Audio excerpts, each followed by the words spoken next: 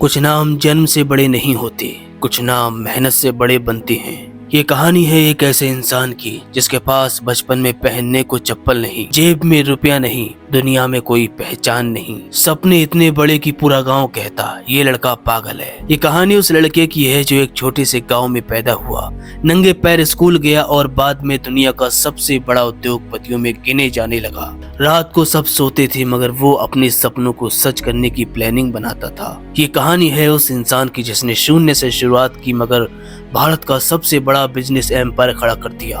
हम बात कर रहे हैं धीरू भाई अंबानी की। तो अब ध्यान से सुनो, ये वीडियो सिर्फ जीवन की कहानी नहीं है, ये सबूत है कि अगर इरादा साफ हो और दिल में आग हो तो एक आम इंसान भी बिलियनर बन सकता है। तो तैयार हो जाइए, अब वो सफर जो जीरो से शुरू होकर $1 बिलियन तक कैसे पहुंचता है।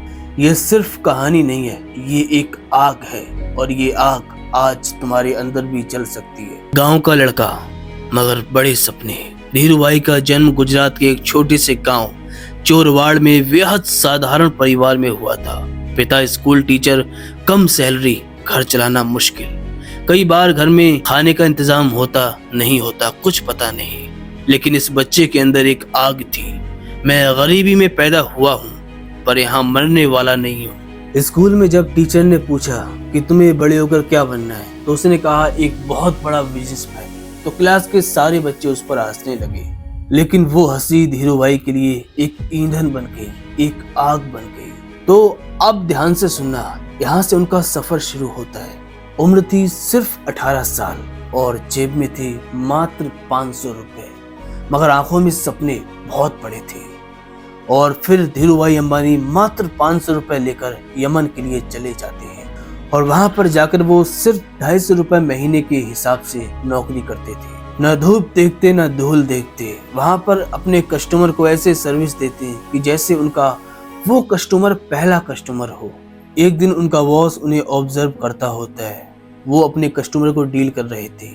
तो बॉस को लगता है कि इस लड़के में आग है, ये लड़का अपनी जिंदगी में बहुत आगे जाएगा। वो काम पेट्रोल पंप पर कर रहे थे मगर वो उस वक्त भी लोगों को ऑब्जर्व करना सीख रहे थे, बिजनेस की किताबें पढ़ रहे थे और हर रात खुद से वादा करते कि एक दिन मेरा भी बड़ा बिजनेस होगा, बड़ा एम्पायर होगा। और यही उनकी असली सोच थी और इसी सोच से शुरू होता है उनकी जिंदगी का सबसे टर्निंग पॉइंट। और फिर उनके दिमाग में एक बिजनेस आइडिया आता है और कुछ साल बाद फिर भारत लौट आते हैं।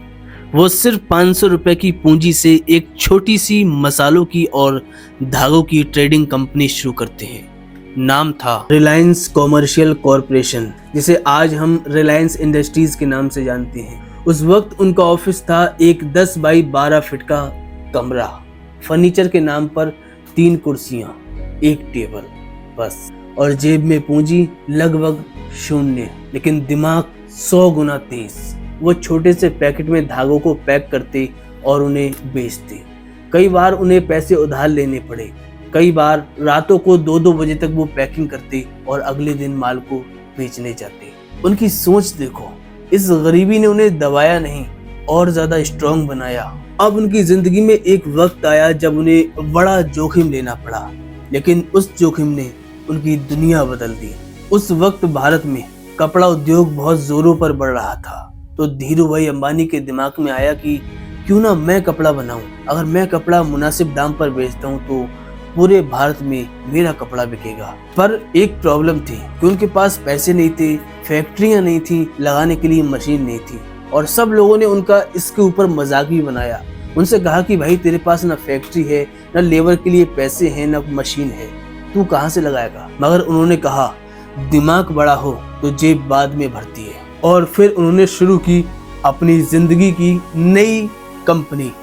एक छोटी पॉलिस्टर मिल यान शुरू करते हैं और उसी में से आज जो हम कपड़ा विमल का यूज करते हैं वो ब्रांड उसी वक्त उसी फर्म में से निकला हुआ है।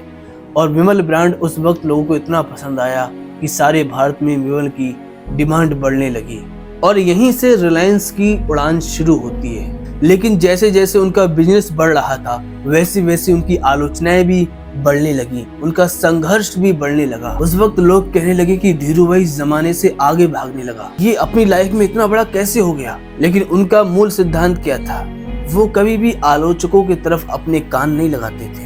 उन्होंने कभी किसी की आलोचना सुनी नहीं। उन्होंने कहा है कि यदि आपके सपने सच होते हुए लोगों को डर लग रहा है तो समझ लो आप सही रास्ते पर हो। और फिर उन्होंने अपनी कंपनी को टेक्सटाइल से लेकर पेट्रोकेमिकल, ऑयल, टेलीकॉम, एनर्जी सब में फैलाया, हर क्षेत्र में नंबर 1 बनकर दिखाया। तो सीखने वाली बात ये थी कि कैसे जीरो से शुरू हुआ और अरबपति बनने तक कैसे सफर ये पहुंचा। भारत में शायद ही कोई बिजनेसमैन उनके जैसा तेजी से बढ़ा हो। उन्होंने ऐसे ऐसे डिसीजन लिए जो आज भी MBA की किताबों में सिखाए जाते हैं। सन 90s तक रिलायंस इंडस्ट्री इतनी बड़ी बन चुकी थी कि धीरूभाई अंबानी एशिया के टॉप बिलियनर्स में शामिल हो गए थे। वो कहते थे, बड़ा सोचो, तेज सोचो, आगे सोचो, क्योंकि सोच ही इंसान को अरबपति बनाती है। धीरूभाई अंबानी की ये कहानी हमें एक बात सिखाती है कि तुम्हारा जन्म कहाँ हुआ ये तुम्हारी गलती नहीं है, मगर लाइफ में तुम कहाँ पहुंचोगे ये पूरी तरह तुम्हारे हाथ में है। सोचो, उन्होंने शून्य से शुरुआत की, 250 रुपए की नौकरी से उठकर भारत की सबसे बड़ी कंपनी खड़ी कर दी। याद रखना, जिंदगी में सब कुछ मिल जाएगा, बस सपने मत छोड़ना और उन सपनों के लिए मेहनत करते रहना।